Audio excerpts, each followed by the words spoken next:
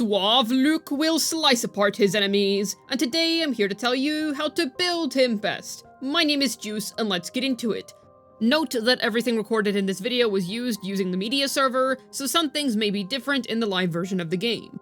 So which echo sets does this sublime doctor desire? None other than 5-piece Rite of Gilded Revelation. This is Luuk's tailor-made set, and you should be farming it for him as soon as you possibly can. It provides him with extra spectral damage percent, but the real prize here is the 40% basic attack damage bonus that he gets after he casts his Resonance Liberation.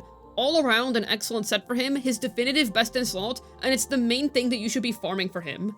Do note that the Nebulous Cannon is actually the echo that you want to put in his main slot, because the benefits that this echo provides from being in his main slot are superior to that of what Hyvatia provides, because this provides him with both basic percent and spectral percent.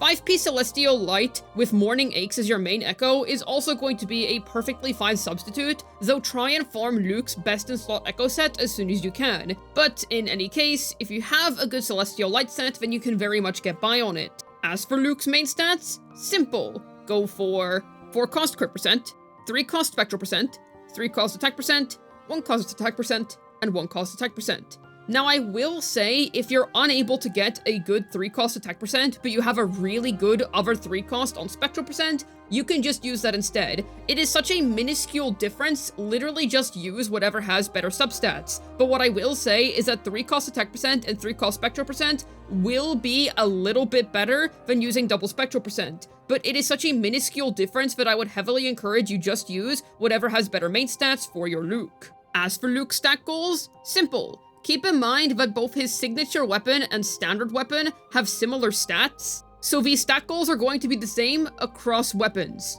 2100 attack on double spectro, 2400 attack on spectro attack percent, 70 to 260 crit rate and damage, and 125% plus ER.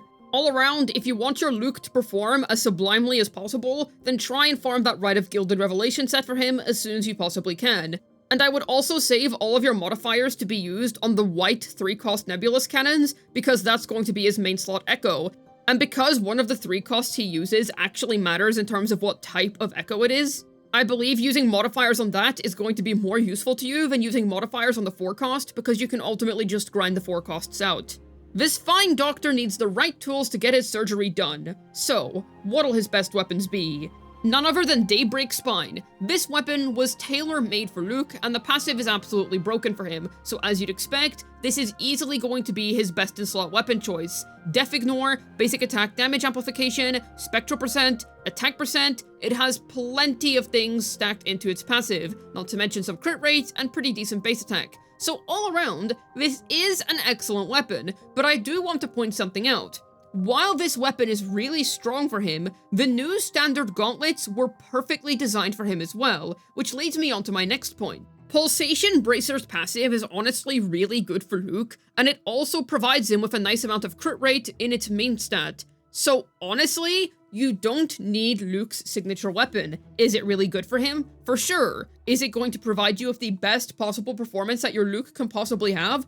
Also definitely. But if you just want to get the character and you're not really interested in getting the weapon, or you're unable to get the weapon right now but you have interest in getting the unit, then you can very much get by just using the standard weapon on him. It is very good for him. So have no shame in skipping a sig and just going for Pulsation Bracer to save yourself pulls, because not every Wuthering Waves DPS has the privilege of being able to use a standard weapon as their second best in slot, with it not being some massive drop-off from their main signature weapon. So honestly, while his signature is really good for him, the new standard gauntlets are just so well tuned to his particular kit, to the point where honestly, unless you're super dedicated to Luuk and you really want to invest more into him, you don't need a signature weapon. I will say getting his weapon is going to be better than getting his S1, so keep that in mind, but if you're not really interested in investing more into him and you just want to get the character hitting the ground running, then Pulsation Bracer is going to be perfectly viable. The thing is, with using other options on Luuk, sure you can do it, but it's not really something you have to do. The standard weapon is literally going to be his second best in slot, and whenever you consider modes like DPM that do lock the weapons you use, I think there's not really any need to worry about weapon sharing with him, just get the new standard weapon and use it on him instead. You can obviously use any of the other options listed here, but honestly, I just recommend you go for Pulsation Bracer. Though I don't mean to undersell his signature weapon, it is a very good signature weapon for him, but it is just not necessary, and I think that's a really good thing. Yet who shall be joining Luuk in the infirmary? Well, his current best in slot team right now, definitively speaking, is Linny and Mornier. Linny can have her resonance mode switched to Toon Strain, and is a very good support for Luuk at the minute, and is currently his best in slot second slot teammate. I do want to point out that I don't necessarily think that she is the end of the road for Luuk, simply because her outro skill buffs liberation %, whereas Luuk deals basic damage %. So I am expecting him to maybe get an upgrade to Linny in the future, but for now, Toon Strain Linny is his best in slot second slot teammate, and then Mornier is generally an excellent third slot teammate for just any character in the game, but especially for Toon Break characters. The double Toon Break core also is just generally the best team core in the game at the minute, so it is honestly no surprise to me that he is really strong with it. Otherwise, if you don't have Linny, then you're able to use Sanhua. This is because Luuk primarily benefits from basic attack damage %, so because of that, Sanhua's outro skill is sublime for him. Now, one thing that I should mention is that you want to dash cancel the normal attack that he does after he uses his spinny skill, because otherwise Luuk's rotation is going to be too long and Sanhua's buff is not going to apply to his ultimate. But if you do his rotation fast enough and you remember to dash cancel the move that he does after his spinny skill, then you're gonna be fine and it's gonna apply to the majority of his rotation. And while Linny is definitely better, Sanhua still remains as a very budget-friendly option for him, making him very accessible for people that either need Linny for somebody else, or that just generally don't have her. Mornier doesn't really have any replacement that's as good, unfortunately, but your usual suspects for a good third slot teammate such as Shorekeeper are going to work fine, though do expect it to be a downgrade. Mornier is really good for Luuk. Example teams include Luuk Herssen, Linny, Mornier, the Doctor, Sanhua, the Scientist, Luuk over there, Jinchi's Bodyguard, Shorekeeper. Yet how do you play this fine Doctor? Simple. Note that he is able to basic attack in two ways, through using his jump, and then just for using the regular basic attack button. And both of these are going to be different. When you jump, he uses his big scythe, and whenever you do basic normal attacks, he's going to use two smaller scythes. That's your visual indicator for which one you're using. Alright, so, intro in, jump, jump, skill, basic and dash, basic, jump, jump, skill, basic and dash, basic, jump, jump, skill, basic, alt, echo.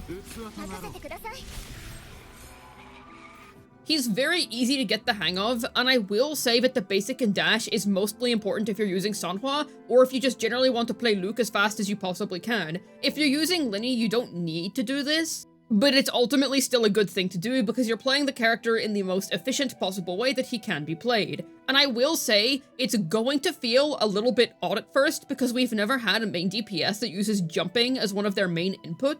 However, I believe that once you've practiced his rotation enough, you're going to get used to it. It's a different type of input, and it honestly contributes to his gameplay feeling quite dynamic in my opinion.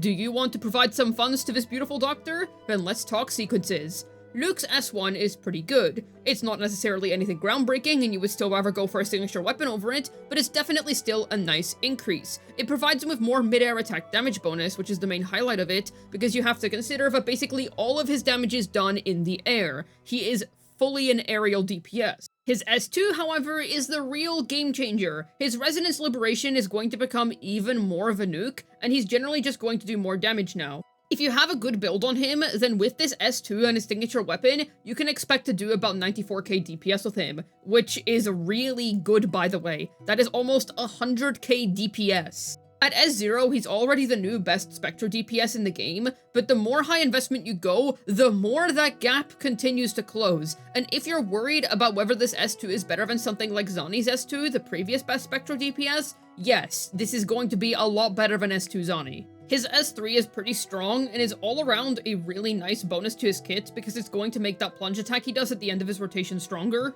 And if you're wondering whether this is worth going for, if you're already sitting at S2R1 and you maybe are able to get another sequence of corals, or maybe you just have the pulls to go for S3, then I think if you're really dedicated to the character, his S3 is honestly really good. Sometimes Wuthering Waves S4s tend to not be that good, but thankfully, Luuk honestly has a really good S4. 20% more damage dealt whenever somebody deals Toon Break damage is really solid, especially whenever you consider this guy is a Toon Break DPS.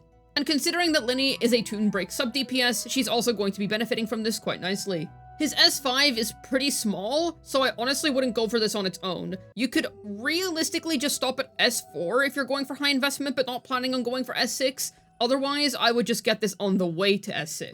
His S6 is absolutely excellent, as you would expect, and all around, this character is really good with sequences. You can very comfortably choose to invest into this guy, and you're going to see really good returns for it. Obviously, it's not going to be as good as getting IMF sequences if you're looking at this from a purely meta perspective, because we did recently get another Toon DPS. But he's still going to be ridiculously strong, and he is still going to hold the mantle of best Spectral DPS in the game, and I believe that his sequences are honestly worth your time. Obviously, they're far from necessary, he is really strong at S0 already, but his sequences are honestly not bad at all. And once again, Linny isn't his perfect ideal teammate. Maybe we do genuinely never get another second slot teammate for Luuk, considering that she does still have that Toon Strain Resonance mode, but when you consider that outro skill, maybe we do eventually get a different Luuk teammate that's better. Let's not rule anything out here. I honestly think it's really refreshing to see that Kuro Games finally made a male character that is actually substantially meta.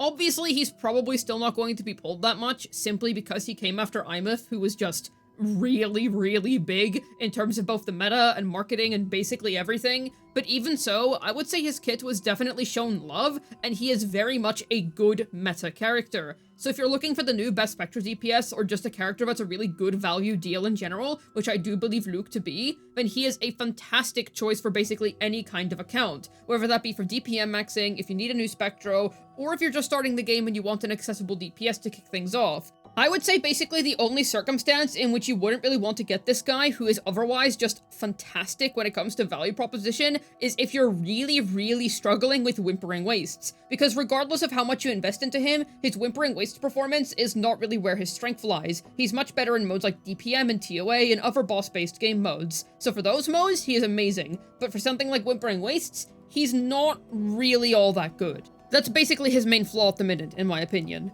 But otherwise, a really strong character with lots of reasons to pull for him and justify getting him. And I do think he does enough of his own thing to justify his existence on an account, even if you already have Imeth. Hopefully this video is able to get your Luuk tearing his enemies to shreds. This has been Juice, signing out, and I go insane every time he ults and I see those glowing, beautiful red eyes.